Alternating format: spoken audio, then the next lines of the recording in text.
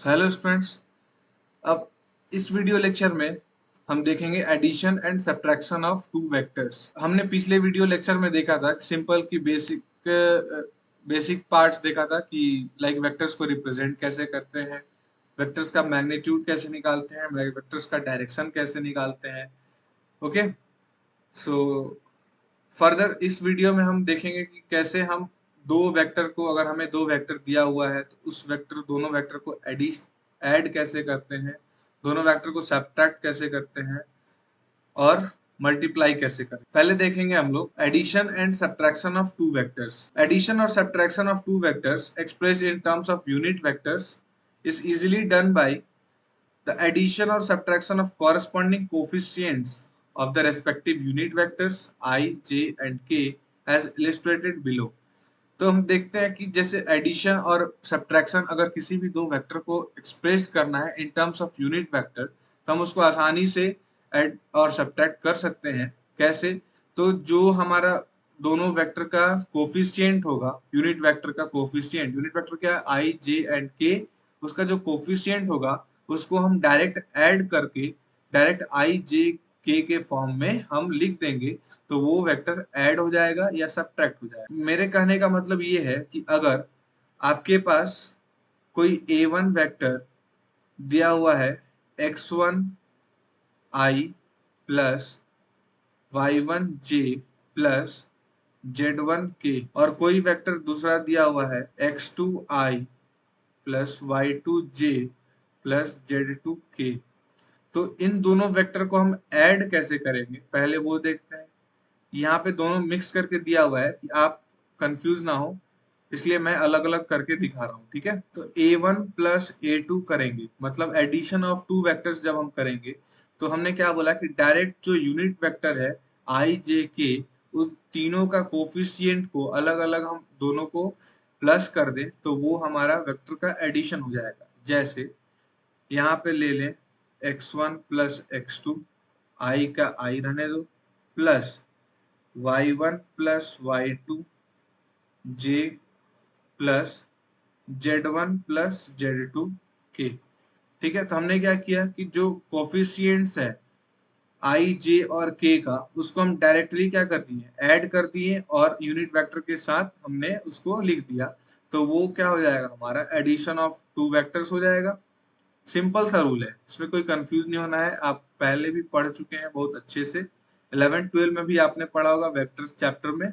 सो मैं अभी बेसिक से थोड़ा थोड़ा रिवाइज करा रहा हूँ ताकि जो आपका आगे आने वाला जो मेन टॉपिक है यूनिट 5 वेक्टर कैलकुलस का, उसमें आपको आसान हो। ये तो हमारा हो गया एडिशन का।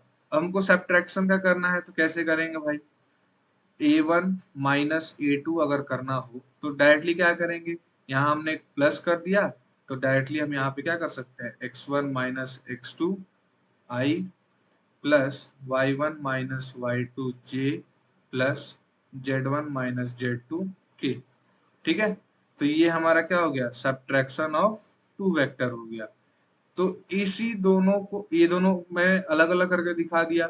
अब इसी दोनों को एक साथ अगर हम लिखना चाहें तो इस फॉर्म में लिख सकते हैं कि अगर हमारे पास A1 वेक्टर हो और A2 वेक्टर हो, प्लस करना हो या माइनस करना हो, तो भैया सारे दोनों का कोफिशिएंट क्या करना है, दोनों के कोफिशिएंट को प्लस माइनस कर दो यूनिट वेक्टर i के साथ, y1 plus minus y2 j के साथ, और प्लस कर दो z1 प्लस माइनस z2 के साथ k के साथ। राइट, मतलब अगर प्लस करना हो तो सब में प्लस प्लस प्लस कर दो, और अगर माइनस करना हो तो सब जगह माइनस माइनस माइनस का यूज कर लो। ओके, सो ये दे दिया हमारा मिक्स में करके, ताकि आप अच्छा से अगर ध्यान में हो तो जल्दी याद हो जाए। तो हमने ये तो पढ़ लिया कि एडिशन ऑफ टू वेक्टर क्या होता है, कैसे करते हैं, सब्ट्रैक्शन ऑफ टू वेक्टर कैसे करते हैं। तो इसका एक एग्जांपल भी कर लें। एक एग्जांपल ले लें कि अगर हमारे पास वेक्टर दिया हुआ है 2i प्लस 4k, और ये वेक्टर दिया हुआ है b equals to 5j plus 6k। Determine करना है what planes to these two vector exist and their respective magnitudes and the summation of these two vectors। तो भैया हमें कंफ्यूज करने के लिए दे दिया कि एक वेक्टर दिया है जिसमें j का कोई मैग्नीट्यूड नहीं दिया हुआ है, कोई डायरेक्शन नहीं दिया हुआ है यूनिट वेक्टर, और दूसरे मैग्नीट्यूड में क्या किया कि जे और के दिया है, एक्स का नहीं दिया है। तो इससे हमको इसमें कोई कंफ्यूज नहीं होना है। आप सिंपली अगर आपको करना हो तो इसको पहले हम लिख लें अलग से कि जो ए को हम क्या लिख सकते हैं, 2i प्लस जे का कोई कुछ नहीं दिया है तो हम लिखते हैं 0j प्लस 4k। ठीक है, और यहाँ बी को हम क्या लिख सकते हैं भाई, बी को हमारे पास एक्स का कोई कुछ नहीं दिया है तो लिख दो 0i plus 5j plus 6k। ठीक है, कोई दिक्कत नहीं, आप लिख सकते हो ऐसा। वही दिया है सॉल्यूशन में। अगर ए पूछा है, ए पूछा है क्या, what planes do these two vector exist, तो भैया वेक्टर ए में बी एक्सप्रेस्ड एज, इस टर्म में लिखा है, so it is position in the X Z plane. X Z plane क्यों, क्योंकि भैया यहाँ पे क्या दिया हुआ है, वाई के टर्म में कुछ नहीं दिया हुआ है, तो हमारा ये जो वेक्टर है वो किस प्लेन में लाई करेगा, एक्स एक्सिस में और जेड एक्सिस में लाई करे। वाई एक्सिस में तो कुछ नहीं है, तो वाई एक्सिस में जब कुछ नहीं है तो जो हमारा ये ए वेक्टर है वो किस प्लेन में लाई करेगा भाई, तो एक्स जेड प्लेन में लाई करेगा। और जो वी बी वेक्टर है उसमें क्या दिया हुआ है, उसको हम ऐसा लिख सकते हैं, मैंने लिख के दिखा दिया आपको, ये बी वेक्टर को हम ऐसा लिख सकते हैं। तो ये किस में दिया हुआ है, यहाँ पे एक्स एक्सिस के अलॉन्ग कोई वैल्यू नहीं दिया हुआ है, कोई मैग्नीट्यूड नहीं दिया हुआ है, तो इसको हम कैसे किस वेक्टर में डिनोट कर सकते हैं, इसको हम कर सकते हैं वाईजेड प्लेन में। क्यों भाई, तो क्योंकि हमको क्या दिया हुआ है, वाई एक्सिस का मैग्नीट्यूड दिया हुआ है और जेड एक्सिस का मैग्नीट्यूड दिया हुआ है। ठीक है, तो हमारा कौन सा प्लेन में लाई करेगा, वाई जेड प्लेन में लाई करेगा हमारा रेक्टेंगुलर कोऑर्डिनेट सिस्टम में।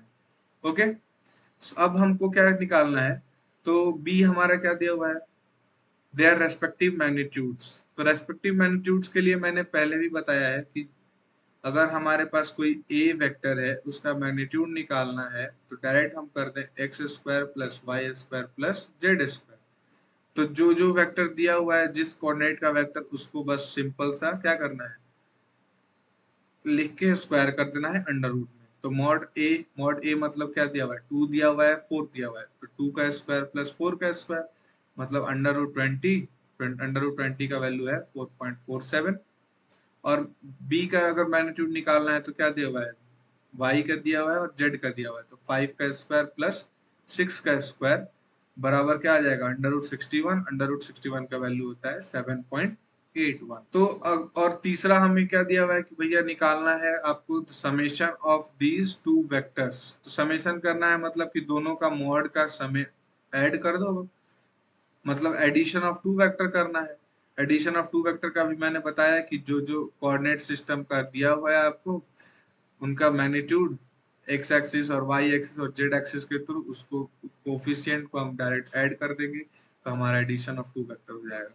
तो ऐड कर दो भाई, 2 प्लस 0 2 है तो 2 प्लस 0 आई कैप, ठीक है, 0 प्लस 5 जे कैप जे, और 4 प्लस 6 है के। तो क्या हो जाएगा, इसको अगर टोटल सम कर दो तो ये आ जाएगा 2i plus 5j plus 6 plus 4 10k। ये हमारा हो गया। एक और एग्जांपल देख लें हम इसमें, ताकि थोड़ा बहुत ज्यादा अच्छा से समझ में आ जाए। वैसे तो आपको समझ में आ गया होगा, लेकिन एक क्वेश्चन और कर लेते हैं ताकि कोई कंफ्यूजन ना रहे बाद में आपको। इस क्वेश्चन में क्या दिया हुआ है कि डिटरमाइन द एंगल थीटा, मतलब आपको ये फिगर दिया हुआ है और एक्स एक्सिस की तरफ मैग्नीट्यूड दिया हुआ है, वाई एक्सिस की तरफ मैग्नीट्यूड दिया हुआ है, और बोला है कि आपको एंगल थीटा का निकालना है वैल्यू, जिसमें आपको पोजीशन वेक्टर दिया हुआ है, position vector 6i plus 4j दिया हुआ है। कौन सा प्लेन में, एक्स वाई प्लेन में। तो एक्स वाई प्लेन में दिया हुआ है तो भैया हम तो पहले क्या कर रहे हैं कि वेक्टर के फॉर्म में लिख लें, a equals to 6i plus 4j हो गया हमारा, with I and j to be the respective unit vector along x axis and y axis, मतलब y coordinates, with the magnitude क्या दिया हुआ है भाई, x की तरफ मैग्नीट्यूड 6 यूनिट दिया हुआ है, y की तरफ मैग्नीट्यूड 4 यूनिट दिया हुआ है। तो जब हमको कंप्यूट करना हो दोनों का मैग्नीट्यूड को, तो मैग्नीट्यूड को कंप्यूट कैसे करते हैं, मैग्नीट्यूड को सिंपल सा कंप्यूट करेंगे x square plus Y square. तो x square plus Y square पे हम क्या लिखेंगे, 6 का स्क्वायर अंडर रूट प्लस 4 का स्क्वायर मतलब 36 प्लस 8, सॉरी 36 प्लस 16 मतलब √52, और √52 मतलब 7.21। तो ये हमारा निकल गया क्या, मैग्नीट्यूड निकल गया। अब मैग्नीट्यूड निकल गया तो मैंने क्या बताया था कि आपको किस प्लेन में निकालना है, direction angle theta, X Y plane में, एक्स वाई प्लेन में निकालना है। एक्स वाई प्लेन में मैंने क्या बताया था कि जो कॉस थीटा होगा वो थीटा किस तरफ है, जिसके तरफ थीटा निकालना होगा, मतलब एक्स के तरफ हमको थीटा निकालना है, एक्स से लेके वाई। तो क्या करते हैं भैया, एक्स का मैग्नीट्यूड लेते हैं और क्या करते हैं, नीचे डिवाइड करते हैं मॉड ऑफ ए, मतलब ये मॉड हम जो एक्स एक्सिस वाई एक्सिस की तरफ जो मैग्नीट्यूड निकालते हैं उससे उसको डिवाइड कर देते हैं। हमने पढ़ा था कि कॉस अल्फा कैसे निकालते हैं, कॉस अल्फा ही है, क्योंकि एक्स डायरेक्शन की तरफ हमने उसमें क्या लिया था, अल्फा लिया था। तो कॉस अल्फा का मतलब कि एक्स का मैग्नीट्यूड और मॉड ऑफ ए। तो अल्फा के जगह पे यहाँ पे क्या दिया हुआ है, थीटा दिया हुआ है, तो कॉस थीटा बराबर हमारा एक्स का मैग्नीट्यूड है 6 और मॉड का वैल्यू हमारा क्या निकला भाई, 7.21। तो इसको डिवाइड कर लो तो ये आ जाएगा 0.832। थीटा का जो वैल्यू होगा, थीटा को हम क्या लिख सकते हैं यहाँ से, cos इनवर्स ऑफ 0.832। तो थीटा की वैल्यू अप्रोक्सीमेटली 33.68 डिग्री होगा। तो आपको मैंने ये डायरेक्शन का भी क्वेश्चन करवा दिया, मैग्नीट्यूड का भी क्वेश्चन करवा दिया। सो अब एक आज के इस वीडियो लेक्चर में एक लास्ट टॉपिक हमारा जो है कि हम कैसे किसी भी वेक्टर, दो वेक्टर को मल्टीप्लाई कैसे करते हैं। ओके, सो पहले तो हम देखते हैं कि मल्टीप्लिकेशन ऑफ वेक्टर क्या होता है। तो there are 3 types of multiplication of vectors, जिसमें हम क्या करते हैं, पहले स्केलर प्रोडक्ट निकालते हैं, फिर डॉट प्रोडक्ट निकालते हैं और फिर क्रॉस प्रोडक्ट निकालते हैं। तो अगर हमको स्केलर प्रोडक्ट देखना हो, स्केलर प्रोडक्ट का मतलब क्या, कि भैया हमें केवल एक मैग्नीट्यूड दिया हुआ है और मैग्नीट्यूड एक कोई भी मैग्नीट्यूड है तो वेक्टर के साथ हमको उसको क्या करते हैं, डायरेक्टली मल्टीप्लाई कर देते हैं। कि अगर मेरे पास मान लो वेक्टर मैग्नीट्यूड दिया हुआ है 5, ठीक है, और एक वेक्टर दिया हुआ है हमें a equals to X I plus Y J plus Z K दिया हुआ है, ठीक है। तो सिंपली हमको क्या करना है, अगर मल्टीप्लाई करना है हमको m के साथ, तो डायरेक्टली हम रिजल्टेंट क्या लिखेंगे, m है हमारा मैग्नीट्यूड और डायरेक्टली हम a के साथ उसको मल्टीप्लाई कर देंगे। तो मतलब m का वैल्यू हमारे पास है 5 और 5 से मल्टीप्लाई कर दें तो क्या होगा, एक्स आई कैप प्लस वाई जे कैप प्लस जेड के कैप, जेड के, ठीक है। और इसको डायरेक्टली मल्टीप्लाई कर दे तो हो जाएगा 5xi plus 5yi plus 5z plus 5z के, ठीक है। तो इसको कहते हैं स्केलर प्रोडक्ट। स्केलर प्रोडक्ट मतलब कि लाइक कोई भी हमें एक वैल्यू वैल्यू दिया होगा, उसको हमको वेक्टर से डायरेक्टली सिंपली सिंपली हमको मल्टीप्लाई कर देना होता है, ठीक है।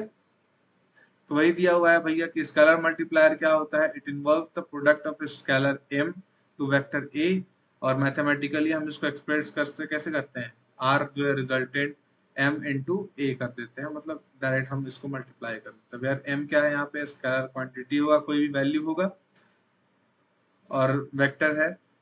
तो वेक्टर a दिया हुआ है, मान लो a x i a y j और a z के, मैंने अभी वही बताया आपको x y z के टर्म में।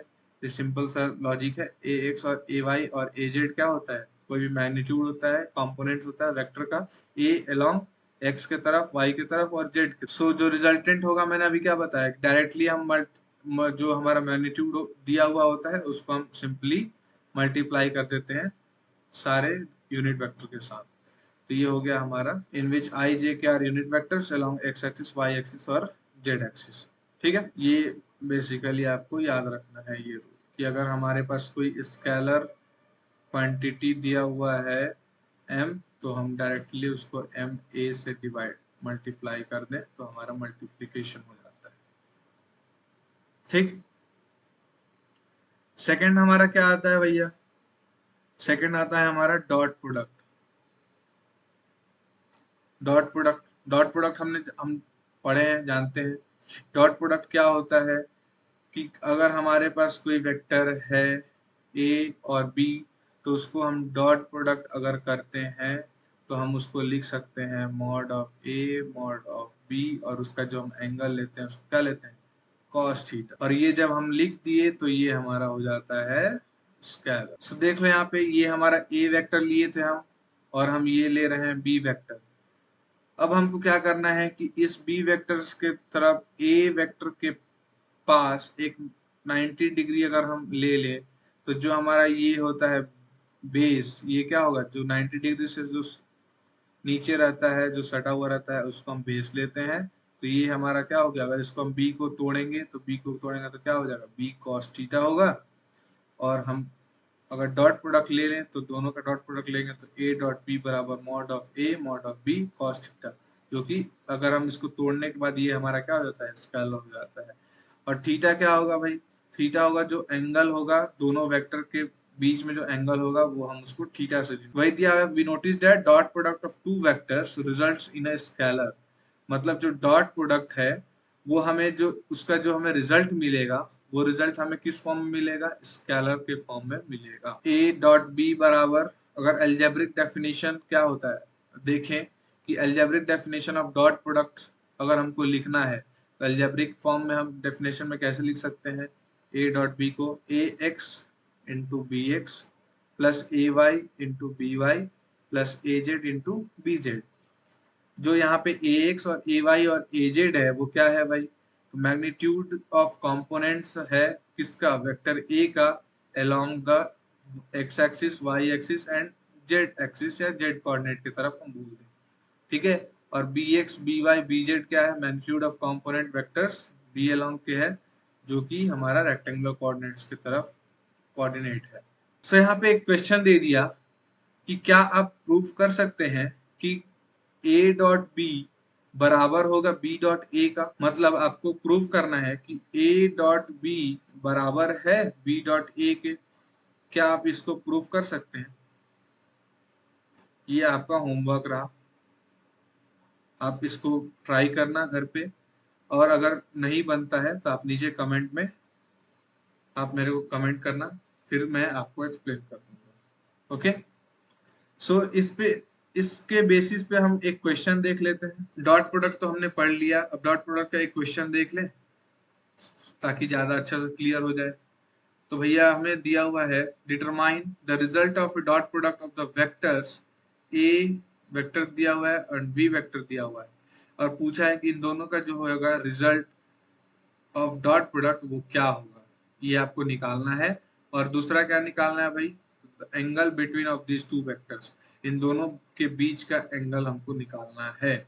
सो ए डॉट बी को हम क्या करते हैं, मैंने बोला वहीं पे डायरेक्टली कि मॉड, डायरेक्ट आप अगर एल्जेब्रिक फॉर्म में उसका निकालना हो एक्सप्रेशन को, तो उसका हम रिजल्टेंट कैसे निकाल सकते हैं, सिंपल सा सीधा सीधा हम मल्टीप्लाई कर दें दोनों को, दोनों के आई के मैग्नीट्यूड को, दोनों के जेड के मैग्नीट्यूड को और दोनों के के मैग्नीट्यूड को हम मल्टीप्लाई कर दे सीधा सीधा, तो हमारा वो डॉट प्रोडक्ट निकल जाए। तो टू ए वेक्टर क्या है, लिख लें कहीं, ए वेक्टर हमारा है 2i plus 7j plus 15k, और बी क्या है हमारा 21i plus 31j plus 41k। इसका मैग्नीट्यूड, आई का मैग्नीट्यूड और ये आई का मैग्नीट्यूड दोनों वेक्टर का मल्टीप्लाई कर दो, तो भैया हो जाएगा, मल्टीप्लाई अगर कर दें तो 2 × 21 प्लस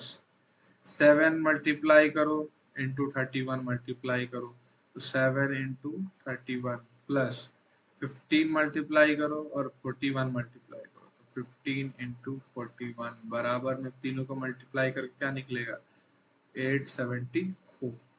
ये हमारा हो गया रिजल्टेड। चलो तब कॉस थीटा कैसे निकालना है भाई, कॉस थीटा मतलब दोनों के रिजल्टेंट का जो सम मल्टीप्लाई करके जो निकला उसको, और नीचे में डिवाइड कर दे क्या, a इंटू बी। तो यहाँ से जो कॉस थीटा निकला, जो magnitude of both vectors a and b का जो निकला, मतलब टोटल का मैग्नीट्यूड, मतलब ए का भी अलग से मैग्नीट्यूड निकाल लो, 2 का स्क्वायर प्लस 7 का स्क्वायर प्लस 15 का स्क्वायर, इसका जो मैग्नीट्यूड निकलेगा। और मॉड बी निकाल लो, 21 का स्क्वायर प्लस 31 का स्क्वायर प्लस 41 का स्क्वायर अंडर रूट में। इन दोनों का अलग अलग मैग्नीट्यूड निकाल लो भैया। तो दोनों का अलग अलग मैग्नीट्यूड निकालोगे तो ए का मैग्नीट्यूड आएगा 16.67 और बी का आएगा 55.52। तो इन दोनों को नीचे में cos थीटा में मल्टीप्लाई कर देना है और ऊपर में क्या करना है, जो हमारा 874 निकला है वो सिंपल सा 874 डिवाइड बाई जो हमारा मॉड ए का वैल्यू निकला और मॉड बी का वैल्यू निकला, उन दोनों को मल्टीप्लाई कर दो तो ये निकल जाएगा cos थीटा और ये इसका टोटल वैल्यू निकल गया।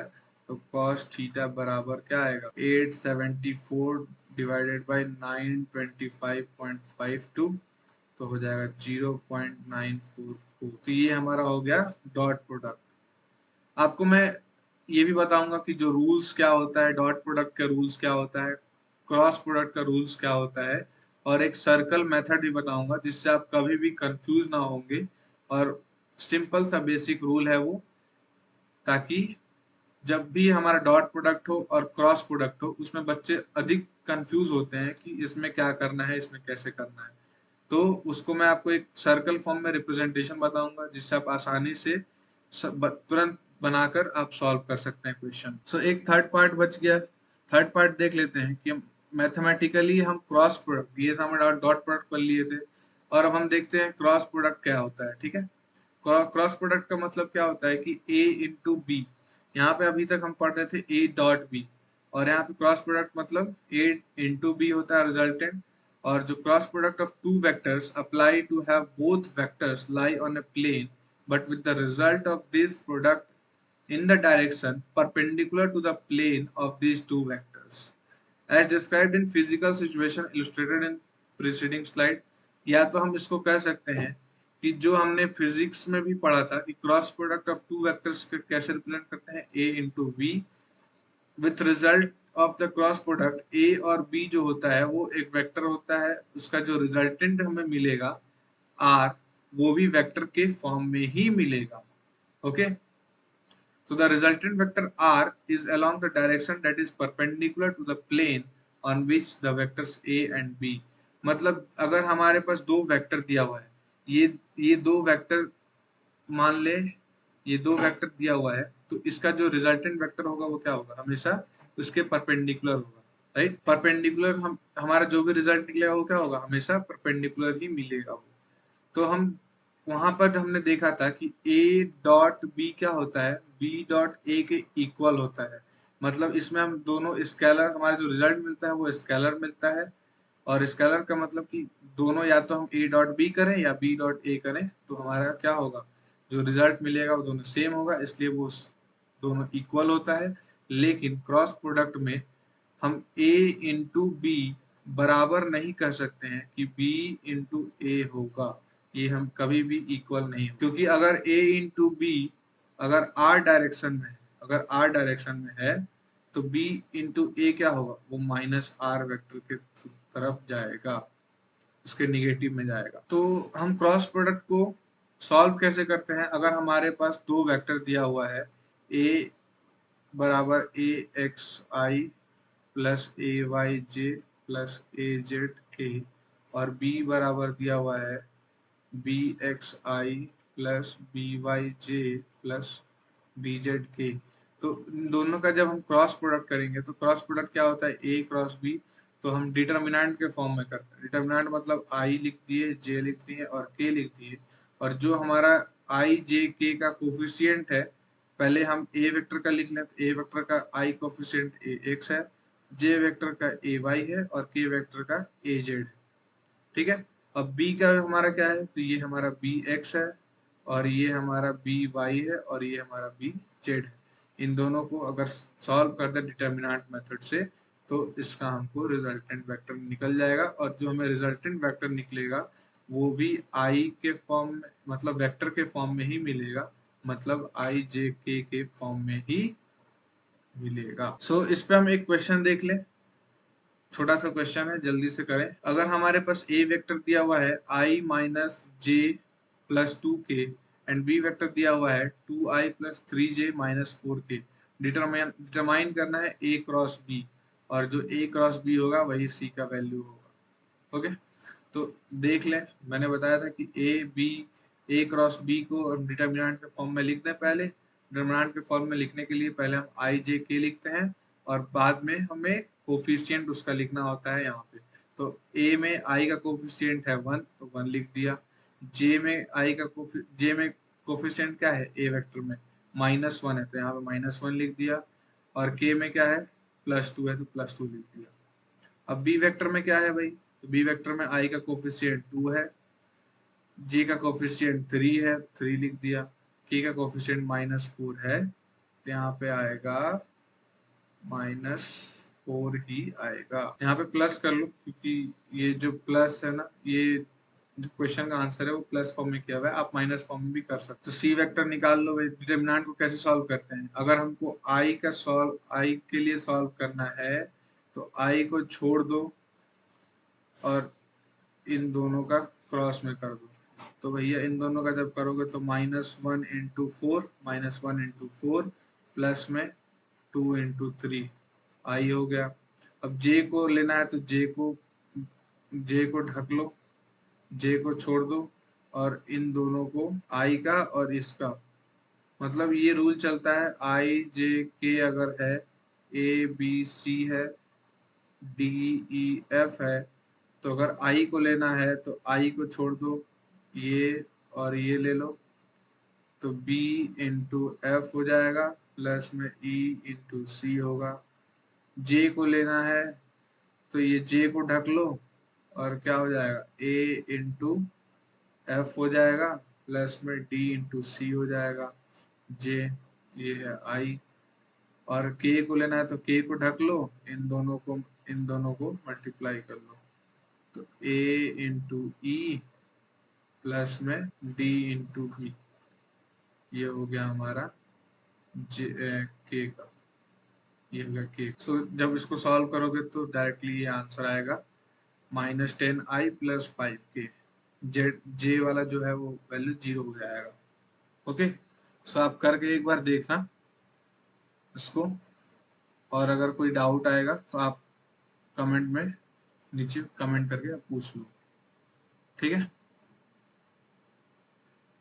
सो ये कुछ यूजफुल एक्सप्रेशंस है मल्टीप्लिकेशन ऑफ वेक्टर के लिए, तो ये आप एक बार गो थ्रू करेंगे, और नेक्स्ट वीडियो लेक्चर में या अगले आने वाले वीडियो लेक्चर में मैं आपको एक पूरा एक्सप्रेशन का फॉर्मूला बताऊंगा, ताकि क्या हमारा डॉट प्रोडक्ट में इक्वल होता है और क्या हमारा क्रॉस प्रोडक्ट में इक्वल होता है और नॉट इक्वल होता है। सो आज के इस वीडियो लेक्चर में बस इतना ही, और आगे हम नेक्स्ट वीडियो लेक्चर में देखेंगे, तो इसके लिए हम हमारे साथ बने रहें।